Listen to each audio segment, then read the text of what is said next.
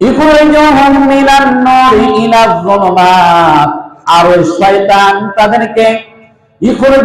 তাদেরকে তারা বের করে নিয়ে যায় মিনান নূরি, নূরে আলোর দিক থেকে। যারা রব্বুল আলামিনের দাসত্ব করে, রব্বুল আলামিনের যারা ইবাদত বন্দেগি করে, ওই ইবাদত বন্দেগি থেকে মিনান নূরি ইলাজ যুলুমাত, অর্থাৎ আলো থেকে ওই অন্ধকারের দিকে শয়তানি মাদ্রাসার দিকে টেনে নিয়ে যায়। কি বলছে রব্বুল আলামিন? বলছে যারা ঈমানদার ব্যক্তি, রব্বুল আলামিনের যারা দাসত্ব করে, ওই ব্যক্তিগুলো থেকে কি করে, যারা কুফরি মতবাদ, যারা মনের মধ্যে যারা কুফরি মতবাদ আছে, যারা ওই মতদর্শ নিয়ে চলে, তারা কি করে, ওই আলো থেকে অন্ধকারের দিকে তারা নিয়ে আসে। এরা কি শয়তানি পথ তারা অনুসরণ করে। দেখেন যে কোনো ব্যক্তি যদি নামাজ না পড়ে, ওই ব্যক্তি কি কাফের।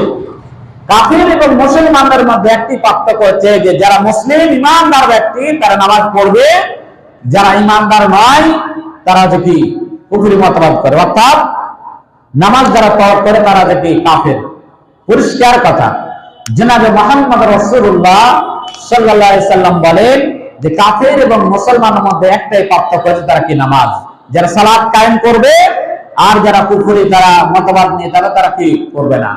এখন যদি বলে যে আমরা বাসায় নামাজ পড়ি, আমাদের ঈমান আছে, জনাবে মুহাম্মদ রাসূলুল্লাহ সাল্লাল্লাহু আলাইহি সাল্লাম বলেন যে যখন আযান হওয়ার পরে কোন বাসাতে যতদিন পর্যন্ত এই মাইকের আওয়াজ যায়, অর্থাৎ আযানে আওয়াজ যায়, আযানের পরে কোন পুরুষ ব্যক্তি যদি বাসায় থাকে, আমার মনে হয় ওই বাড়িতে শিশু এবং মহিলা যদি না থাকতো তাহলে বাড়িগুলোকে আমি জ্বালিয়ে দিতাম। সুবহানাল্লাহ। তাহলে আপনি কি করে বাসাতে নামাজ পড়েন? শুধু জুব্বা টুপি মাথায় দিয়ে রাস্তায় ঘুরবেন আর বলেন যে আমি বাসায় নামাজ পড়ি, আর এলাকার মসজিদে নামাজ যাবে না, চলে যাবেন 14 কিলো দূরে যায় যে আপনি নামাজ পড়বেন। এই নামাজ আপনার কে শিখিয়ে দিয়েছে? নবীজির জীবনে একটা জীবনে আপনি দেখান যে একটা মসজিদ টপকে অন্য মসজিদে যে নামাজ পড়েছেন। একটা এরকম নবীজির জীবনে ইতিহাস নেই যে তিনি এমন মতদর্শ নিয়ে চলেছেন, এমন কোরআন দিয়েছেন, এই কোরআনের মধ্যে বিভেদের কোন জায়গা নেই। যেখানে আপনার নামাজের অর্থ হয়ে গেছে সেখানে আপনি নামাজ পড়বেন। আপনার জমিতে আপনার নামাজের অর্থ হয়েছে, আপনি জমিতে নামাজ পড়বেন, আপনাকে মসজিদে আসা দরকার নেই।